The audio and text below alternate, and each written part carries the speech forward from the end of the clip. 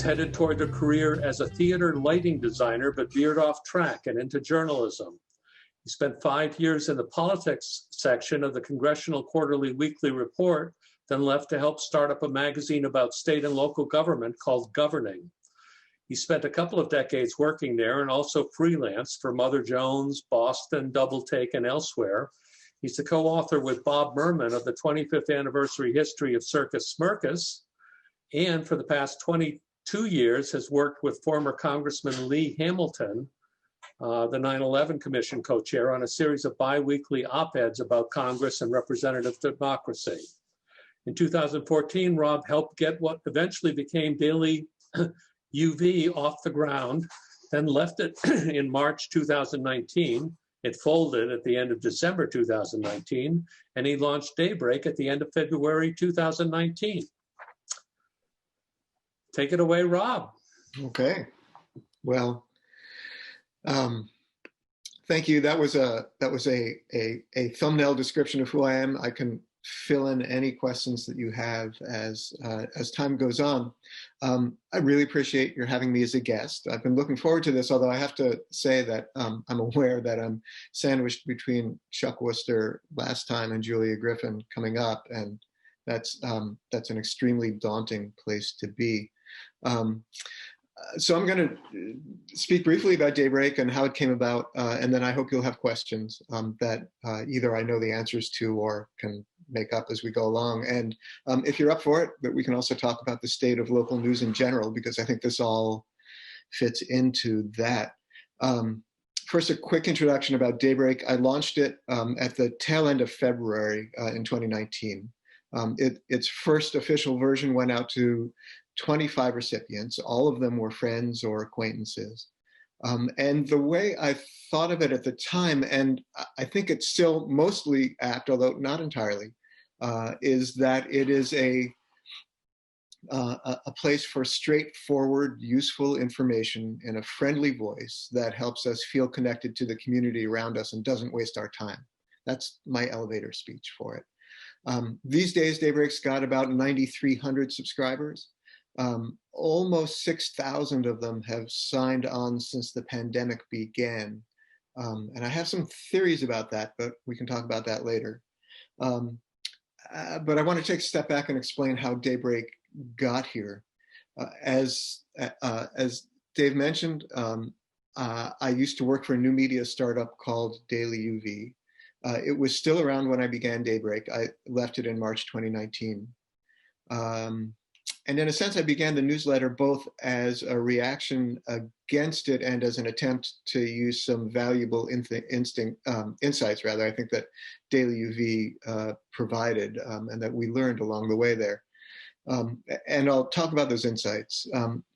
Really, there were three chief ones, I think. First, there's a real hunger in communities like the Upper Valley for local news and information.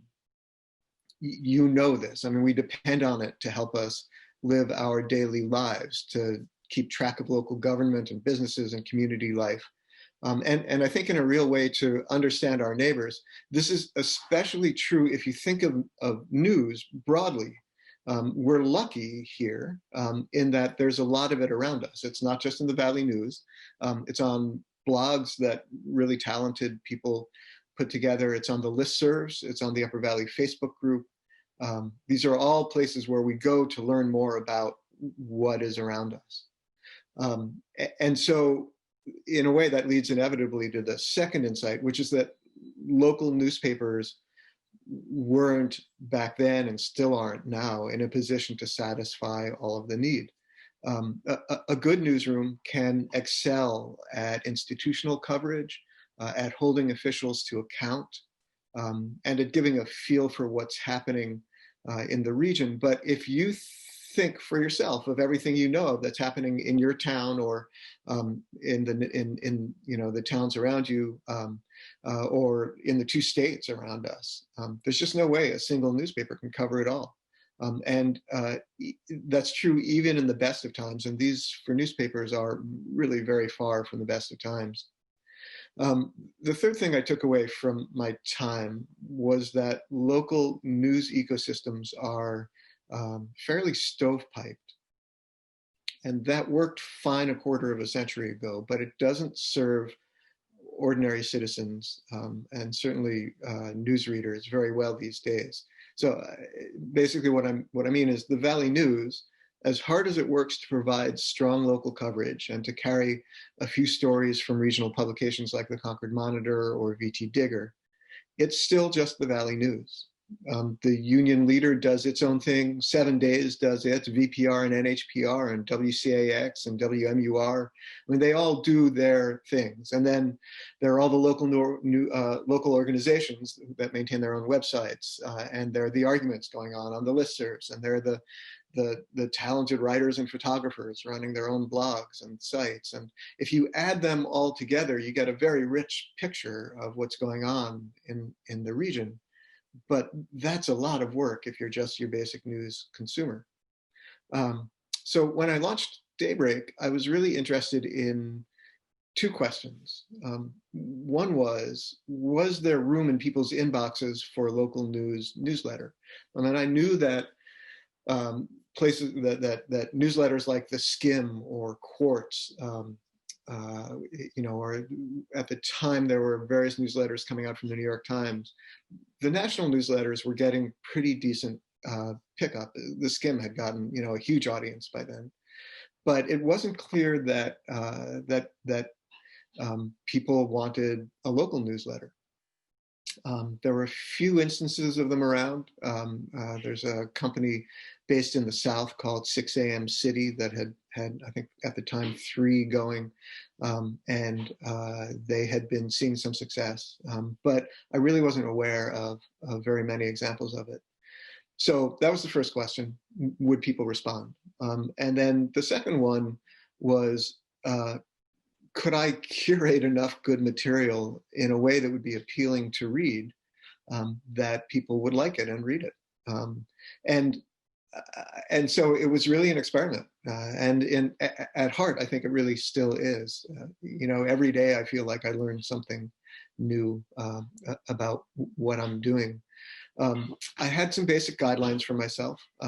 One was I wanted to make it as fun to read as I could because selfishly, I didn't want it to be a drag to write.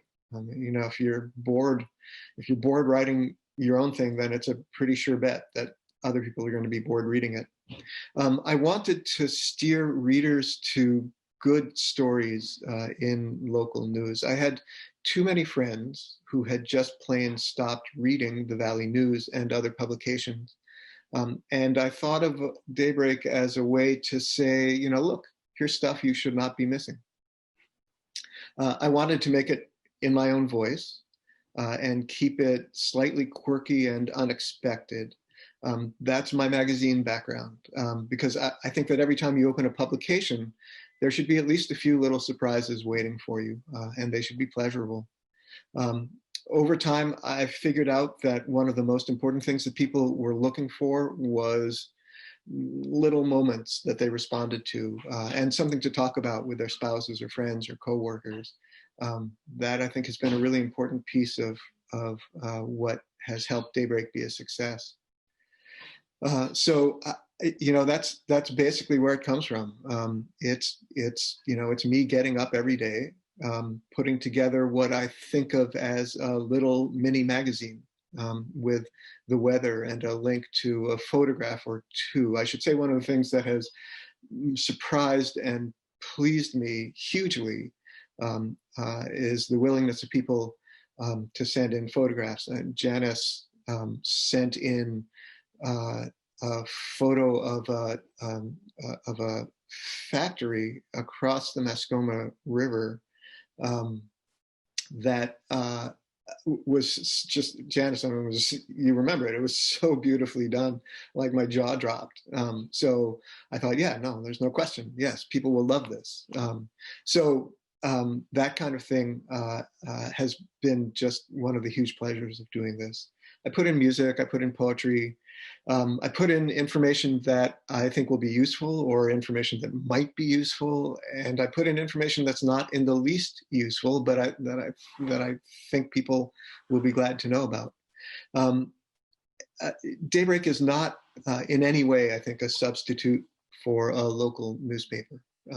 And we can talk about that as this afternoon goes on. But I do think it plays a role in helping people find their way around local news. So it's part of a larger news ecosystem, but it can't exist on its own. And as with any startup, the only way to know for certain whether it's on the right track is to see whether people are willing to spend time with it. So far, I've been lucky; they are, and that's about all I can ask for. I have no idea where it's going to go or what it will look like a year from now. I think of it, I think of it as a sort of improvisation, as on both a mini scale and a macro scale. On the mini scale, it's like every day. Until I hit send, I don't know exactly what it's going to look like. And on the macro scale, it's constantly changing, and people will write me and say, you should be doing this, or it would be really helpful if you did that. And so sometimes they're right, and so it changes, and so it evolves. And I like that part about it too. So at any rate, I'm happy to talk about the business model or the mechanics of putting it out, or my own background, things I've learned along the way, my biggest pet peeves, anything that you're interested in. Just go ahead and ask questions. I'll start and then look for people to raise their hands. But is it a business? I see one sponsored paragraph. I can't believe the revenue from that is sufficient to generate a substantial income. But is it a hobby or is it a business? Well, it began as a not really a hobby, but it began without any expectation that it would produce an income. It's now at the point where it is my chief source of income. And it really stands on two different legs. One is that button that you noticed. People do send in support. Sometimes, it's $10. Sometimes it's $100. Or there are people, I can't remember how many, but a fair number, several hundred people, now make monthly contributions, which is a huge thing. That's like a base of income that matters. And then the other is that starting in January this year, Northern Stage came, not Northern Stage, the Hop came to me and asked if I'd be willing to run ads. And so I had to sort of think through what those would look like. I'm not a big fan of display ads. Those are the on websites, the images that you often see. But I was curious about whether basically text-based ads would work. And so I began running them, and I've been really very pleasantly surprised, as have been a decent number of the people who've done sponsorships, that people respond, that readers respond to them. And I think it's a good model. That part of it, I don't think there will ever be more than one per issue. So there's a limit to how much income that's going to produce, but it's certainly one of the legs of the stool. So yeah, it's enough to keep me fed. Thank you. Who else has a question? Ginia. Are you having fun? That's a great question. Yes, most of the time. It's actually, it's a huge amount of fun most of the time, but it has its drawbacks. One is that I get up every morning at 4:30 to get it out by a little bit after 6, and you would think that after 2 years I would be really used to it, but I'm still not. I think my body would rather go to bed at 10:30 and wake up at 7, and I just don't. That's not an option. And so usually my family jokes, because by about 8 p.m. I'm really easy to make fun of, and I'm in bed by 9 every night. During the pandemic, that's actually fine, because it's not like I'm going anywhere. in pre-pandemic days, it was ironic because I would do these, I would do an event section down at the bottom, what's now called the Heads Up section, and I could never go to them because I had to be home in bed. So I think that's probably the biggest drawback. The other one is, despite 5 years at Daily UV and a decent amount of comfort with tech, there are parts of the tech world that I still don't get. It completely escapes me why, if somebody has opened up Daybreak, every morning for the last 9 months, Google's algorithm will suddenly decide that it's spam and keep it from their inbox. And so that's a kind of constant battle. I had to fight it this morning in the case of a different email provider. And I don't enjoy that very much. But for the most part, yeah, I love doing it. Dave Bradley. But I wanted to mention what happened to me very shortly after I started watching and listening to Daybreak. Probably I was introduced by my wife. I don't know if you knew of me before, but one thing about me is I've got big fingers that can touch things that shouldn't be touched. And apparently I hit the thing that said I wanted to unsubscribe. To give everyone a chance to do that. And immediately I got an email from you, which sounded like we were old friends, and I must have made a mistake, which was, I don't know about the old friend thing, but it was definitely a mistake. And so I promptly got resubscribed to you, and I intend to stay that way. But I liked what you did, and I don't know how often you get people back who accidentally hit the wrong button. Yeah, that actually, it's great that you mentioned that. It's one of the things that I told myself early on. Let me step back. One of the things I hated when I was working in the tech world was how impersonal the tech world is. I understand it. It's, they're dealing with millions of users. You can't sort of give a personal touch with that. Daybreak's not like that. I mean, even with 9,000 subscribers, it's you can still be personal. And so I pay attention to unsubscribes because I want, for two reasons. One, sometimes people do accidentally hit that button, and so I want to make sure that that's not the case, or that can be fixed. But the other is, if they did deliberately unsubscribe, in some cases I just let it pass. Actually, in most cases I let it pass, but in some cases I'll reach out and say, why did you? Because it helps me understand how people are responding to what the newsletter is like. And so it's actually really valuable to hear from people. A lot of times they ignore me, but every once in a while they'll say, I didn't like this, or I didn't like that, or I've moved and, it's not necessary to me anymore. So it all helps me keep track of what this user base is like. Jim Bonney. Rob, my wife and I are enthusiastic readers every day. So bravo, we're grateful for what you do and appreciate what you do. I have got a host of questions, but I don't know where to start. Fire away. I'm assuming that there's some material that you can organize ahead of time. You may select pictures or something like that will be useful, and you can set them aside for tomorrow morning's edition.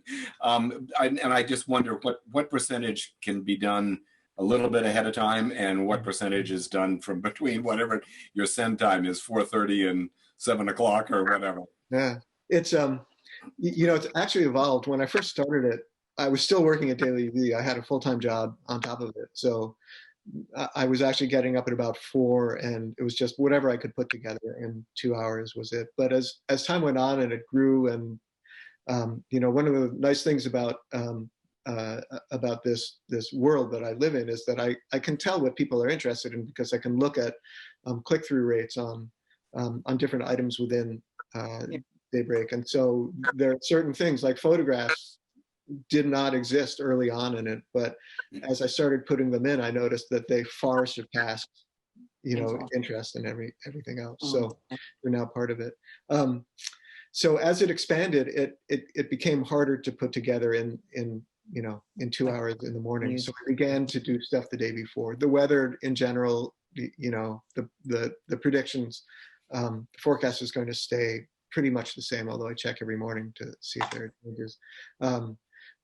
If there are photographs, I use those. I've set up a fairly robust set of Google alerts and RSS feeds, which I can explain if anybody wants to understand those better. That's probably and so usually starting around 1 in the afternoon the day before, stories start coming in, and I can get a pretty good idea of what's going to be important to put in. And so I start writing those up ahead of time because there's no way I could do it all the following morning. The problem is that things like the Valley News and often, the Dartmouth or 7 Days of Vermont Digger, Concord Monitor, stories won't actually get published until late at night. And so I have to be able to look first thing in the morning to see what else has happened.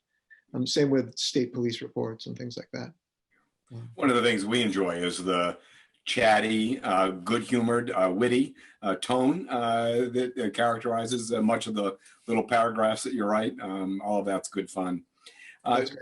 What do you think the future of print journalism is? Is the printed newspaper going to disappear, and are we going to all be reduced to electronic? How soon? Reduced to electronic news? Boy, I'm reluctant to prognosticate because I'm always surprised by what happens out there. I don't think the future for print newspapers is very good. I would be surprised. There are exceptions, obviously, but I think a lot of local newspapers in particular will increasingly struggle as time goes on. The plain fact is that the audience for print is just disappearing, and so it's a little bit. I think, in some ways, I think we're a little bit at the stage now that horseless carriages were early on in the automobile age, in the sense that there are a lot of holdovers in the production process, in the newsroom process, in editorial processes from the age of print, and the news organizations that will survive and thrive are the ones that are able to rethink in new and creative ways how they do business. I think it's entirely possible that I think we need to separate the print newspaper from the newspaper and from news organizations. And I think organizations like the Valley News can have a great future with strong and vibrant newsrooms, but I think the models that they develop will have to change. I know that there, in some newspapers, there's an increasing movement to head toward becoming nonprofits rather than for-profit organizations. There's a big move within the news industry, I think, to develop membership models so that you're not just depending on advertising, but also, or subscriptions, but actually on essentially tiered memberships. I think there's a big, I actually think there's, partly this is a carpenter with a hammer, but I think there is a good future for newsletters. I have to say I've been surprised that the Valley News hasn't adopted a more robust newsletter strategy. There's a lot that they could be doing that I hope they do. We'll see. There are other organizations out there. I mean, my son, Sam, my son, whom I was talking to Dick about before, worked for something called the New Haven Independent, which is one of the early nonprofit online-only newspapers in the country. It and The Voice of San Diego were both launched in the early 2000s, and they still exist. They've been successful. It's a bear of a job. It's really hard work, but the New Haven Independent is a really good news organization, and it's got a great future. So yes, I think there's clearly a future. I think we don't know what it looks like yet, and I think that newspapers that aren't exploring every avenue that they can to and experimenting, they will die, I think. Kind of told us about this, but I'm curious as to how I'm impressed by that you're usually there shortly after 6. And I know you may do something the day before, but what time do you usually get up? The alarm is set for 4:30. Usually I actually wake, my wife's here, and I don't want it to disturb her. So I'm usually actually up by about 4:20. But yeah, and sometimes there's a frantic last 15 minutes. I try to get it out by about 6:05 at the latest. And early on, I experimented with that because I've basically thought, am I actually consigning myself to a life of getting up this frigging early? And the answer really came back yes, because of course I can look at open rates for the newsletter. And these days by 7 a.m., about 20% of the readership has opened it. So that period between 6 and 7 is really quite important. And so I keep getting up early. I just noticed at the end of Daybreak, there are 2 other names besides yours. Yes. And what do those gentlemen do? The first is a former colleague from Daily UV named Tom Haushalter. And Tom doesn't actually do anything with the newsletter, but I keep him in there because he did the graphic design for the banner that runs across the top.